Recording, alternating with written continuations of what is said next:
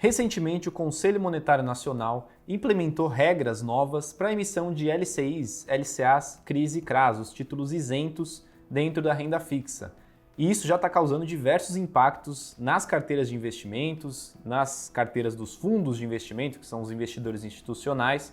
E antes de falar sobre isso, já deixa aqui seu comentário falando se você tem algum desses ativos, se você já percebeu alguma mudança na sua carteira e também não se esqueça de se inscrever aqui no canal.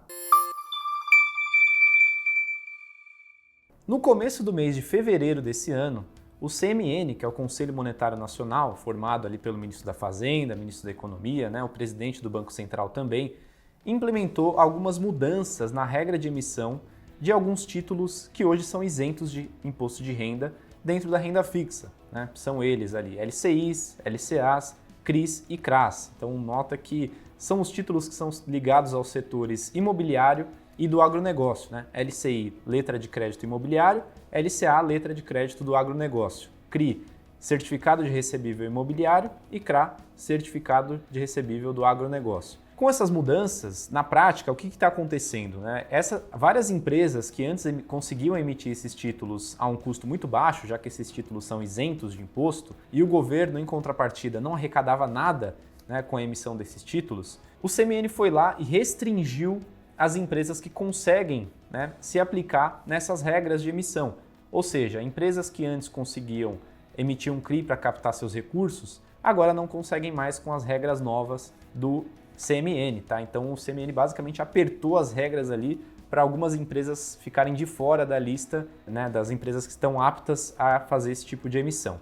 Um exemplo clássico, inclusive, de emissões que aconteciam que hoje não vão mais poder acontecer, que inclusive eu vou pedir para o pessoal da produção aqui deixar um card linkando para o vídeo que eu fiz lá para o canal do Thiago, falando sobre esses exemplos, é o clássico CRI de aluguel. Então existiam diversas empresas que eram de outros setores, não originalmente do setor imobiliário, que faziam emissões de CRIs, que seriam originalmente para fomentar o setor imobiliário, justamente captando mais barato e não seguindo a proposta original ali da criação desses produtos.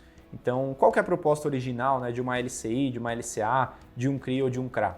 Fomentar o setor imobiliário ou do agronegócio. Empresas que não são desse setor originalmente, até fevereiro desse ano, estavam conseguindo emitir esses papéis isentos, consequentemente mais baratos para a empresa, isentos de imposto de renda para os investidores pessoa física, e estavam, de certa forma, se beneficiando. Agora o CMN mudou as regras, tirou essas empresas que não são do setor direto para esse tipo de emissão e colocou apenas, deixou a regra mais firme ali, apenas para as empresas que são dos setores originalmente. Alguns exemplos das mudanças para títulos bancários, que seriam as LCIs e LCAs, seriam a redução do prazo mínimo de vencimento de 90 dias, 3 meses, para 9 meses no caso das LCAs e 12 meses no caso das LCIs. Então, o prazo de vencimento desses papéis ele se alongou um pouco, até de 3 meses para 9, são 6 meses aí de vencimento mínimo a mais, e de 3 para 12 também são 9 meses. Então, para os investidores que costumavam comprar ali aquelas LCIs, LCAs com vencimento em 90 dias, isso não vai acontecer mais, agora o prazo aumentou.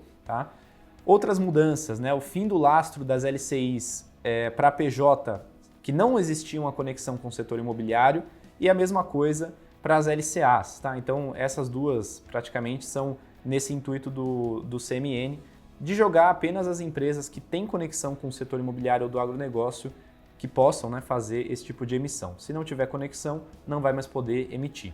E no caso dos títulos corporativos, que são os CRIs e os CRAs, você já tem um outro tipo de regra. A principal, depois dessa mudança de fevereiro do CMN, foi a proibição da emissão desses papéis por companhias abertas e suas partes relacionadas, com menos de 2/3 da sua receita atrelada a esses setores. Então, ficou definido, para uma empresa ser do setor imobiliário, ela precisa ter mais de 2/3 da sua receita atrelada a esse setor, proveniente desse setor. E a mesma coisa para as empresas do agronegócio. E aí, consequentemente, chega ao fim os famosos CRIs de aluguel e os CRAs de fast food. A gente tem alguns exemplos aí de empresas que eram desses setores que faziam esse tipo de emissão recorrentemente para captar e agora não vão conseguir mais por conta dessas novas regras. De um mês para cá, o que aconteceu?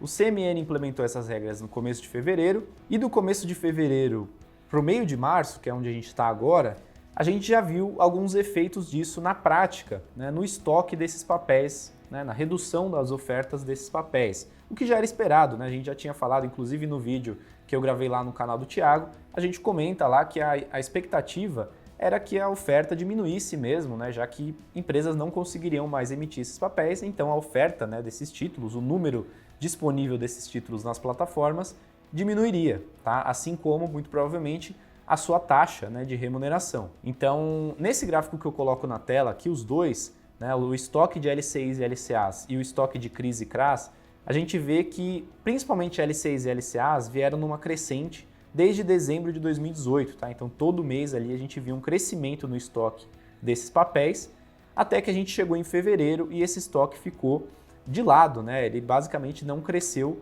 em nenhum dos produtos que a gente coloca aqui, né? Nem nas LCIs, inclusive nas LCIs caiu, nas LCAs ficou de lado e nas LIGs também ficou de lado, tá? E no caso dos CRIs e CRAs, o estoque até cresceu, mas cresceu em um ritmo menor, para a gente ver já esse impacto no caso aí dessa mudança implementada pelo CMN na prática, né, no caso do estoque desses títulos de renda fixa. Outros gráficos interessantes aqui também para a gente ver o impacto nesse último mês é o volume depositado por mês na B3. Então, todo mês, né, a gente consegue extrair um volume direto do site da B3, que é basicamente as novas emissões desses produtos, né? No caso aqui do gráfico que eu estou colocando na tela, LCIs e LCAs, e a gente vê também uma queda drástica no nível, né, do volume desses produtos, né? LCIs, por exemplo, em janeiro depositou aí 30 bilhões de reais, em fevereiro foi para 10. No caso das LCAs, foi de 45 para 19, então teve uma queda muito brusca aí no volume depositado lá na B3. No caso dos CRIs e CRAs, a gente pode ver um dado parecido, né, que são os requerimentos de oferta pública de distribuição lá na CVM. Então, quando uma empresa vai emitir um CRI ou um CRA, ela precisa fazer um requerimento lá na CVM, né, para a CVM autorizar, tudo certinho.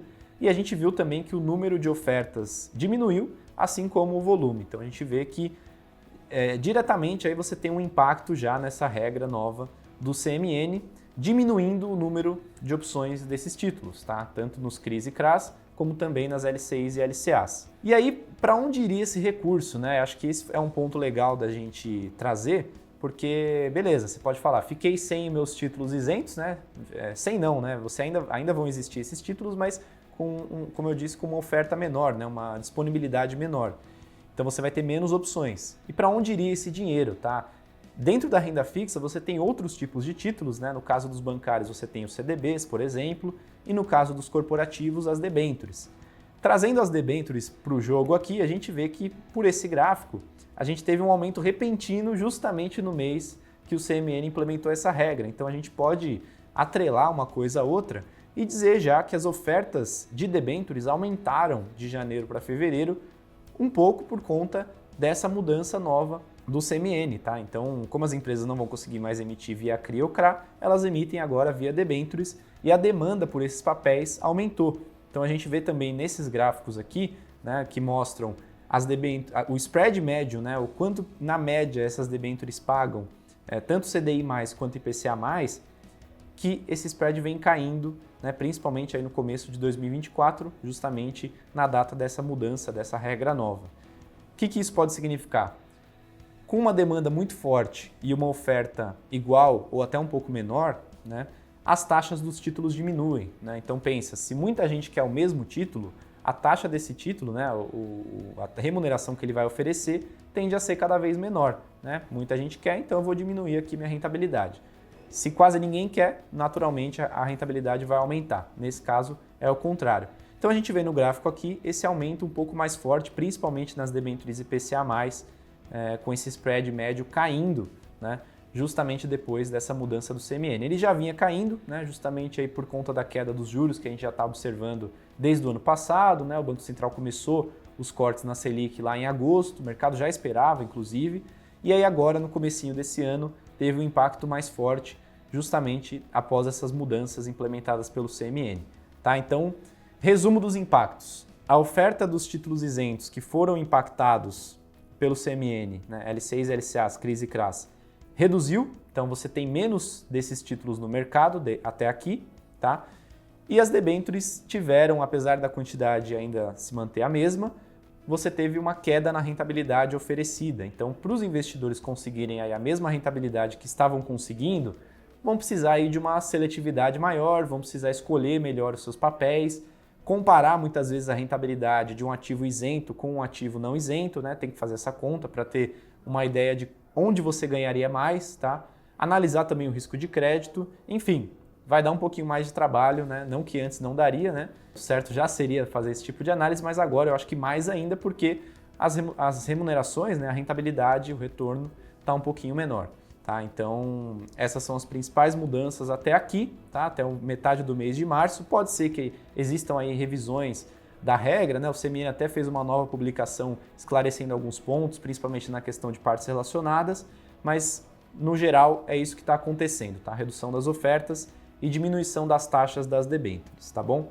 E para você que quer saber mais sobre esse assunto dentro da renda fixa e outros também, deixo aqui seu convite, o link está na descrição, para você virar assinante Suno Premium por R$1 durante 15 dias. Então, para você que está na dúvida, quer conhecer um pouco do que a gente oferece aqui na nossa assinatura mais vendida, né? A Suno Premium conta não só com renda fixa, mas com macroeconomia, as carteiras de ações, fundos imobiliários, ações, inclusive a gente divide ali em dividendos, valor, todos os relatórios, teses de investimento. Então, é um conteúdo muito amplo, por isso que é a assinatura mais vendida. Você pode ter tudo isso durante 15 dias por apenas R$1. Então é basicamente um teste. Para você que está curioso, clica aqui no link da descrição que você vai ter acesso a tudo isso, esse assunto que a gente comentou hoje e muito mais. Então pessoal, o vídeo de hoje fica por aqui. Espero que tenham gostado e até a próxima.